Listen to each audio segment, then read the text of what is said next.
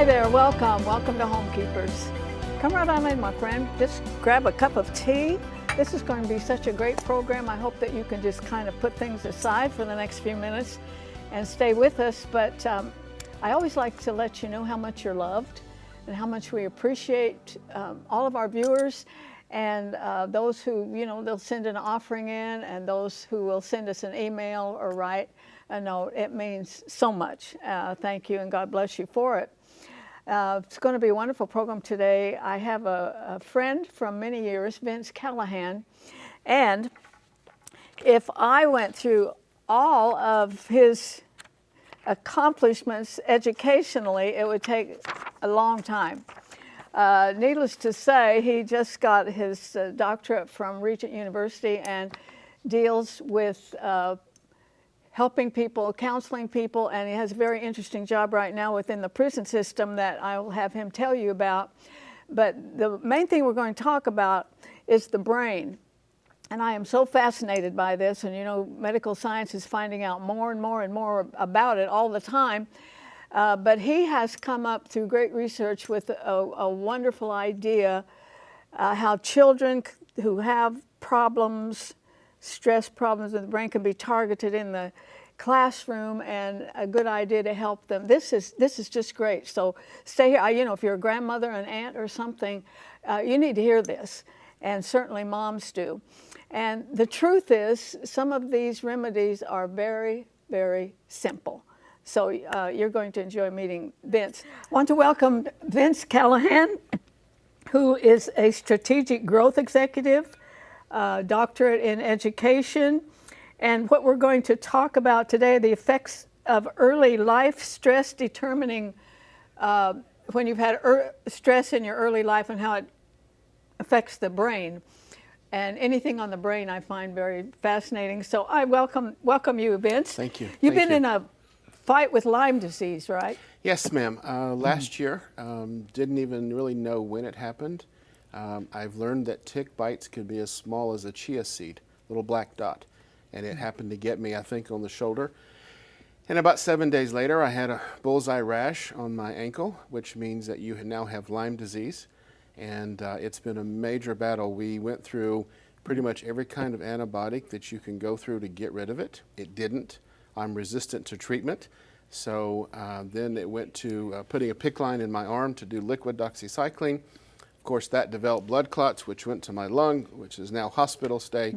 Major battle off and on. It's been amazing to see what's happened in my own brain because of the Lyme disease, because it makes you have foggy thinking and weird nightmares and unsteady on your feet and just not yourself. Well, I brought it up because I've kind of watched it on Facebook with your wife and all, and it's a horrible.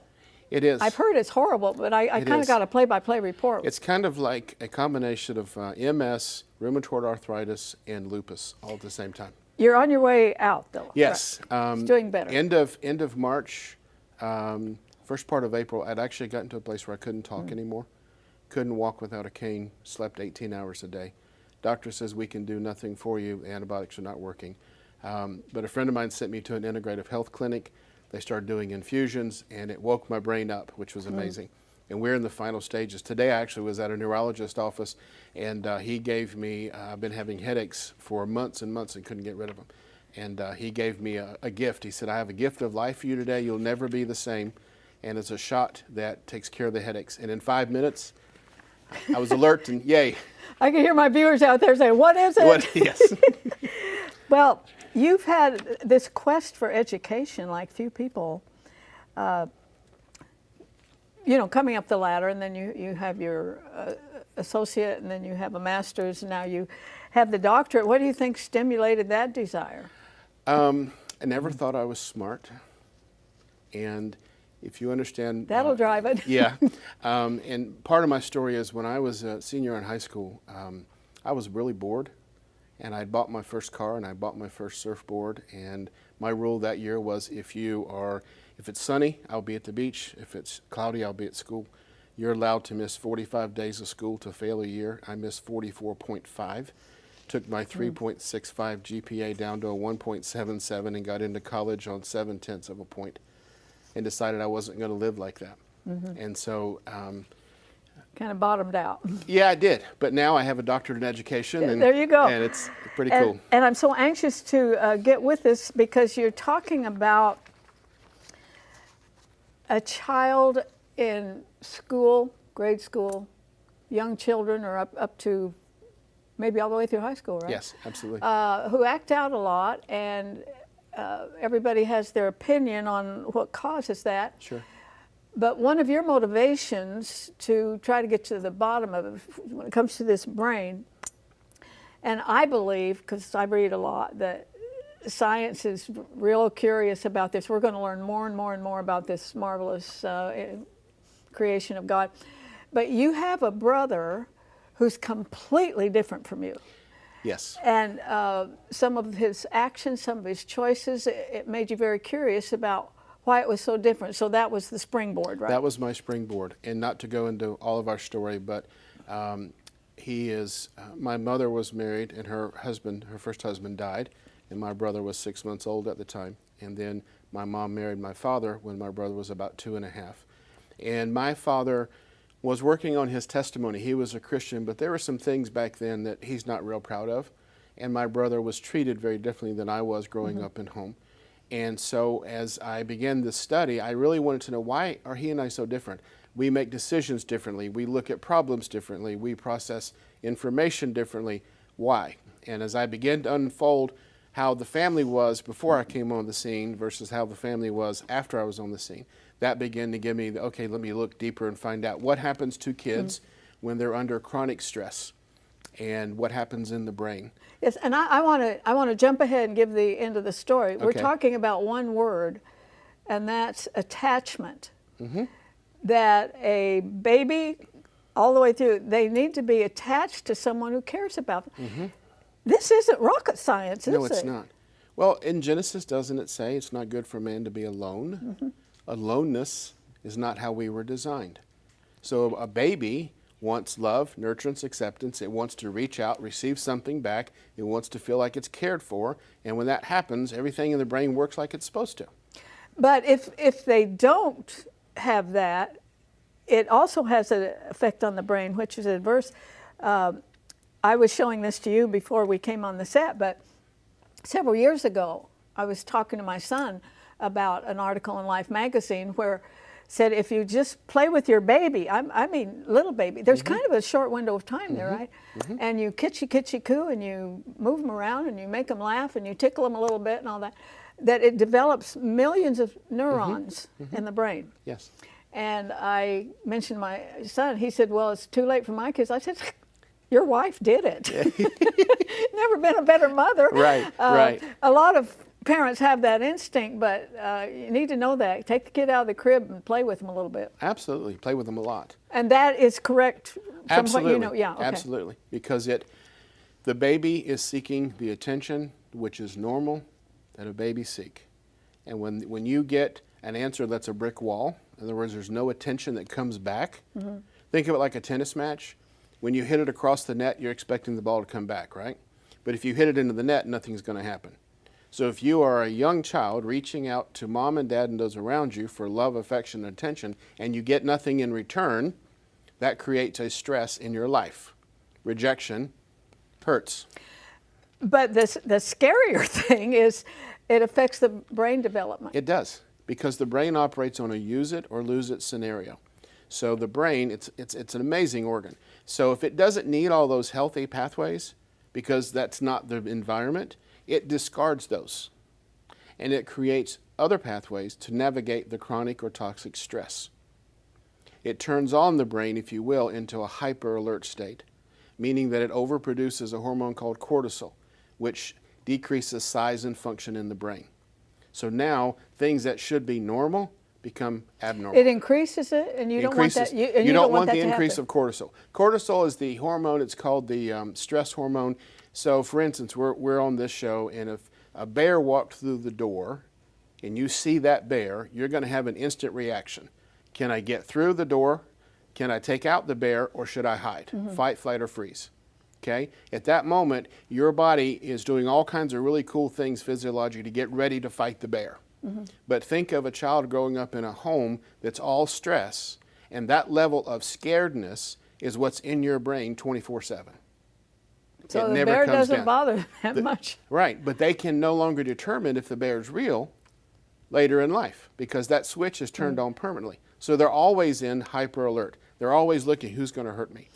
And now this would include not having any attention. It could include being yelled at all the time. It could be abuse. Abuse, physical abuse, sexual abuse, poor nutrition, abandonment, parents who have drug issues, high stress in the home, all the yelling, the screaming, and basically the child's brain says, I can't process this information. Yeah, see, I think a lot of people think it's going to affect their emotional development and all this, but you're talking about an organ. Yeah, it literally changes the structure of the brain.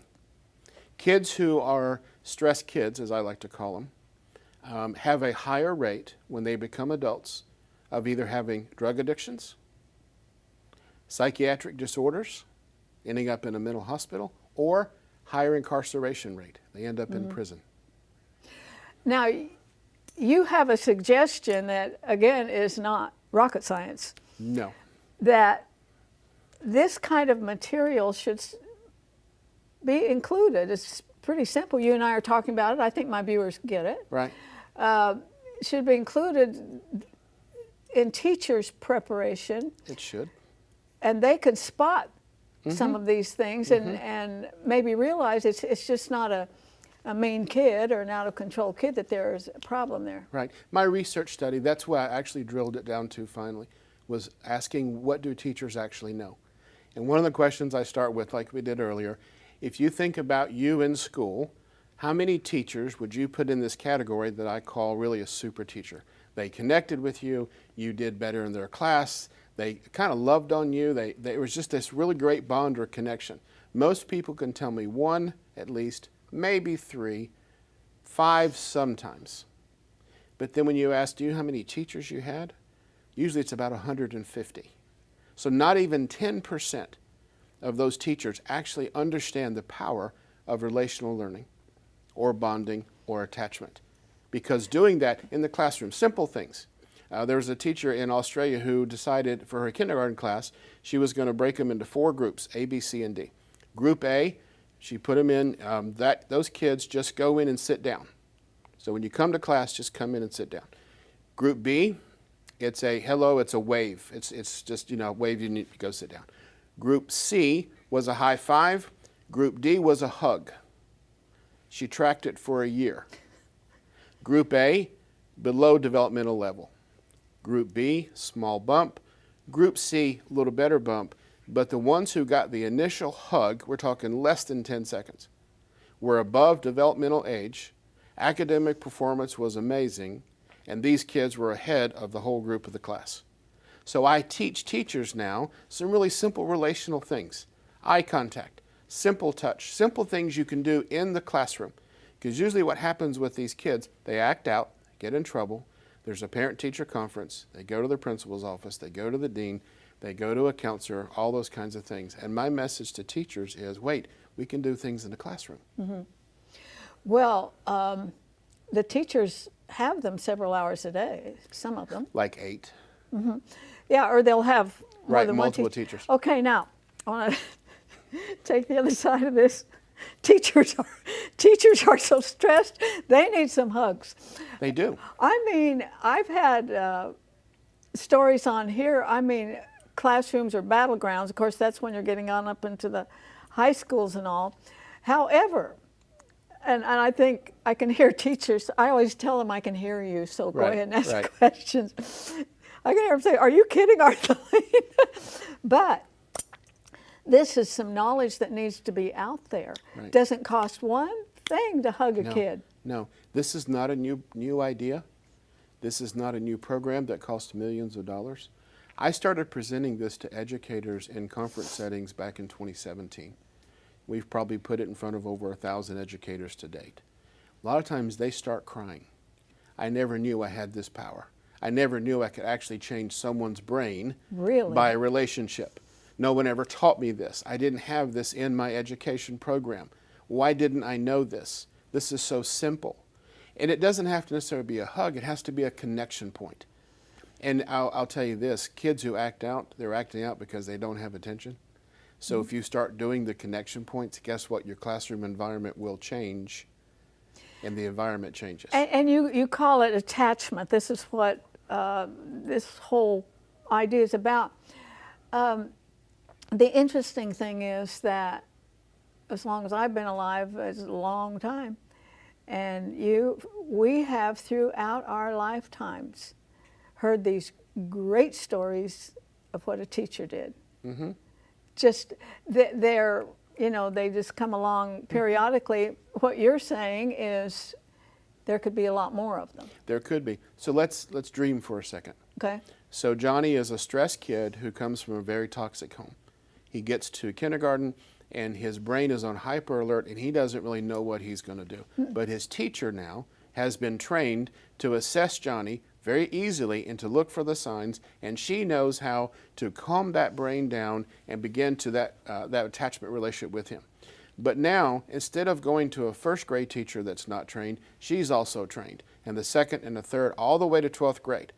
Johnny, who was ending up in prison on drugs or in a psychiatric hospital, because of all those teachers in consecutive years, have now done the same thing to bond and connect with Johnny. He is now an A student heading to college because a lot of people made a difference in his life over a period of time. They restructured his brain. He's no longer a stressed kid, but he is now going to be where God wanted him to be in the beginning. It so lines up with Scripture.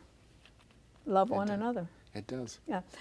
Now, you've put a lot of effort into this and figuring it out, and I certainly commend you. And we only have a couple minutes, so okay. What's the process to get this into the teachers' One of the things learning? I'm doing right now, Regent University actually asked me to design a graduate course on this research that I'm teaching this summer, which is great. That's the first step. I'm in the process of doing a 3-series of books, one on a children's book level, one for teachers, and a workbook setting. I'm speaking at as many educational conferences I can get to and say, by the way, here's the latest research, here's neuroscience in the classroom, here's what it means. And they can reach out to me by email if they want more information. Anybody can get my dissertation if they want to read it and look at the research and look at the data that's there. And so, do you know what I love about it? Doesn't cost anything. No. And these wonderful viewers I'm talking to might be some kid in your neighborhood. Probably so. Sunday school teacher, there might be someone there that just, instead of getting disgusted with them, which you'd like to do, and maybe throw them against the wall, right. Don't do that. No, don't do that. Attach, that's the word, right? The attachment. Right. Yep. It's like a tennis match, send and receive, back and forth. Johnny's going to act out and look for attention. And if you know what he's doing and why he's doing it, now you can love him a little bit better, a little bit easier. Now, in the minute or so we have left, as this attachment takes on and the child's more secure and changing, is there proof that that brain changes? Yes, absolutely. Neuroscientific research shows that because of the oxytocin release, which is the attachment hormone, it relaxes the brain, it restructures, and those neurons and those pathways that were healthy in the beginning, they start coming back. Okay, we're, like I've said, we're about out of time. We really are this time. What's the age gap? I mean, can a high schooler be helped? Absolutely. Praise God. And into college. It doesn't stop. But it takes somebody to recognize it, and that's Yes. what you're trying to do. Yes. Yeah, yeah. Vince is going to be with me on the next program, so because I want to continue talking about the brain in not just in this way, you know, and this attachment, but what an important conversation you've just heard. And so be on the alert. I think the Holy Spirit will tell you, you know, you're seeing some child out of order, instead of getting upset and criticizing the parents and all, think about this. Think about this. You could be instrumental in actually changing the brain of a child, which gives them a better future.